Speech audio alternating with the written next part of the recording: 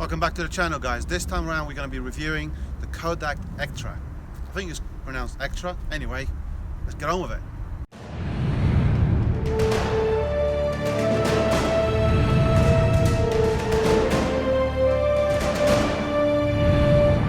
Just a quick shout out, if you want to get one of these devices, Stuart and Delco, they will sort you out. They sell these in all the major networks. Thanks to Stuart for sorting us out here at the channel with one of these to review, so go and check them out. Here's a link for them.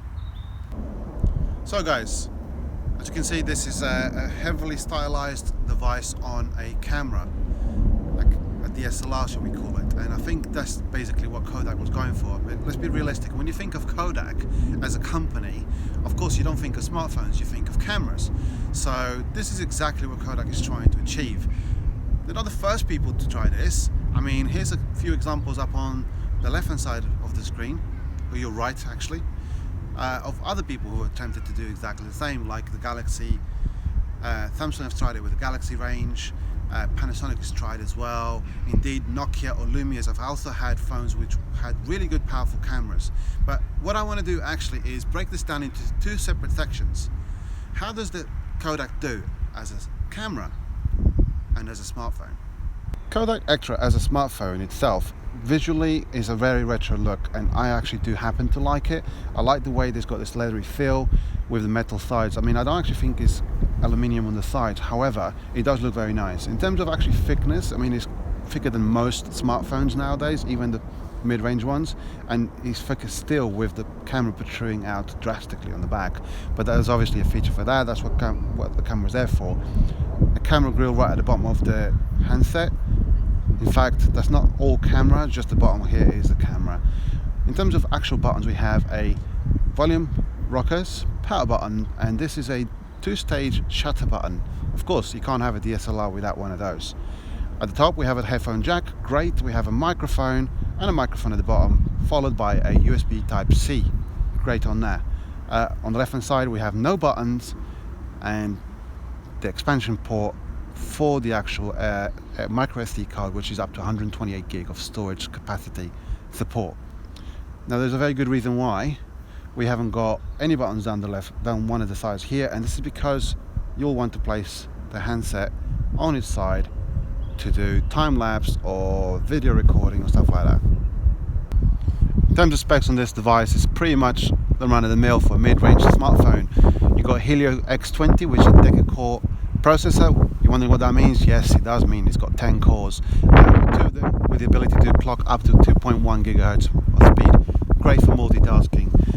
Comes with 3 gigabytes of onboard DDR RAM, and this particular model is a 32 gig internal storage with, of course, expandability with an external SD card. The screen itself is a 5-inch screen with a 441 ppi in terms of resolution. In my opinion, the bezels on it are massive, which makes the screen look a lot smaller than what it actually is. But equally, it gives the phone a bit of a chunky, robust kind of feel. What I do like is the battery, standby time. Android typically is terrible at dealing with this kind of standby time, especially when you compare it to the likes of iOS. However, in this case, standby time is perfect. It's really good. Lasts you a couple of days if you're not using it that much. Being a 3000 mAh battery, it's a whole day experience with it, unless you're shooting 4K video. But more on that later. With a 10-core CPU, this phone is not exactly going to be a slouch. At least you don't expect it to be. And driving Android 6.0 is not bad news, because Kodak actually has virtually untouched it. You have things like Android Pay, Gmail, all of the stuff that's there, including a host of Kodak specific apps on the system, along with all the typical stuff you have from Android. It's snappy, functional. The resolution allows the screen to display the icons quite large, and you can change that on the settings, and it's a thumbs up from this. Before we touch on how this smartphone actually performs as a camera, check these out.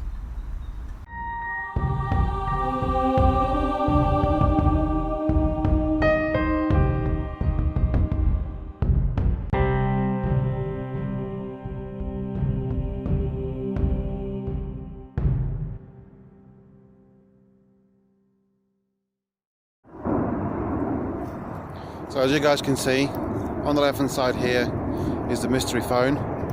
The clouds behind me are a little bit clearer.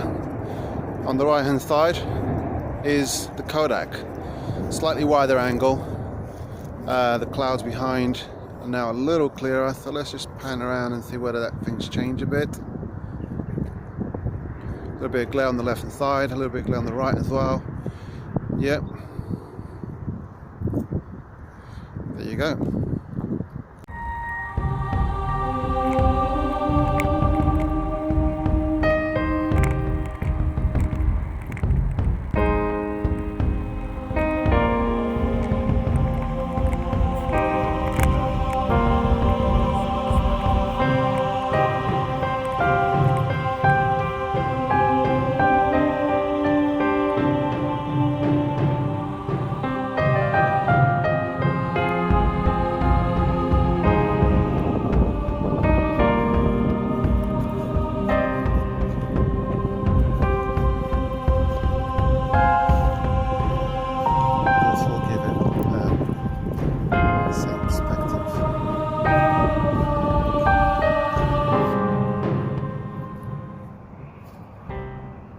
The app itself is really quite handy. You got the typical DSLR feature here, which is the scroll wheel that allows you to go through the modes. Manual mode, of course. You got HDR, landscape, and so on. The one I really want to touch on is actually you got okay, well, as you can see, this is not the most responsive thing in the world, but you got a bokeh version, which it does what the iPhone 7 does, which takes 2 shots and then gives you a blurred background.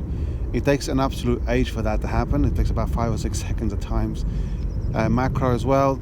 I think the focal range is like something like 12-13 centimeters, so anything closer than that it just won't do anything. Portrait, it softens things up a lot. One of the things I want to touch about is actually, you know what, it's a manual camera, but when you go into video, you can't actually adjust the frames per second. So if you're shooting at 1080, you can't change it to 30 or 60. It's just set to what it is, but on 4K it's 30 frames per second.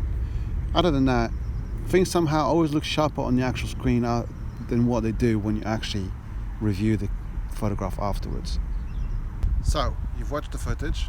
What did you think? Which camera did it look better, the Kodak or the one with the question marks?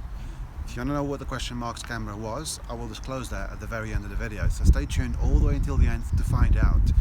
So, what do I think as a camera phone? DSLR, shall we call it, or point and shoot, because that's exactly what Kodak is actually aiming at. Unfortunately, I don't think they kind of met the mark. With the heights of other phones like the Samsung Galaxy S7 at the top of the charts when it comes to a point and shoot camera on your pocket, this is a long way away from it. Can you take a good picture of it? Yes, of course you can, as you saw by the examples, but what I'm going to say is it's taken me 7 or 8 times to achieve those photographs where the camera in the question marks, I did it first time. Point, shoot, which is exactly what this is aimed at. Also, with a bulge like this, you'd expect that there'll be some optical focus, which other smartphone type of camera that did this in the past has had that. This doesn't, so you got a big bulge on your phone for nothing. Yes, it's got optical image stabilization. Yeah, it's got phase detection, autofocus, and all of these things are great. But guess what it really fails on? It fails on the shutter speed. You just can't shoot the picture quick enough. And that always ends up resulting in blurry photographs. So as a camera phone, or a DSLR camera phone, do you know what? I don't even care what they want to call it. I'm afraid this doesn't really cut the mustard. Put those two parts together, smartphone and DSLR or point and shoot, and I'm going to tell you, smartphone, perfect, it performs well, good battery life, nice amount of features. Point and shoot or DSLR, not quite there. Crikey, it's not even anywhere near the top range smartphones. And when you look at this, and it's very difficult because I really like the styling of it. I think it's really, really smart. Not too sure why they couldn't have cramped things up a little bit or make the bezel of the screen a little bit smaller. But I like the little curve here. It really aesthetically feels really good. I like the dual motion shutter button, but that really doesn't help when you're trying to take a picture because the shutter is really slow. So all in all, I'm not too sure who is going to be buying something like this. If you want to take good pictures, you would probably going to be picking one of the top tier smartphones.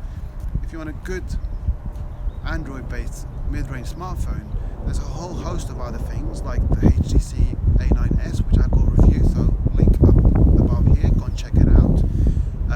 If you don't like Android, there's other things like Lumia 950s. Again, here's another link for one of my videos if you want to check that out as well. So in my opinion, it's a good attempt, but not quite there. So you did watch till the end of the video. Congratulations, you get to find out what camera do we compare it to. And the camera we compared it to was an iPhone 5 SE. The reason why I compared it to that is because the SE is under £400, just like the Kodak is around £400. If I had compared it to an iPhone 7, that would have been a very unfair comparison. However, I did post a picture on my Facebook page from a picture taken from an iPhone 7 compared to the Kodak. So check on the link on the description below for more information, how to get onto my Facebook page. And again, don't forget, like, share, subscribe, tell your friends, tell your grandmother, she might like it. Tell anyone that likes hats like this, they might like it. Tell your 15-year-old kid, because he might want to be looking for a nice cool phone and he wants to be hip because this is hip. So subscribe, it's free. What?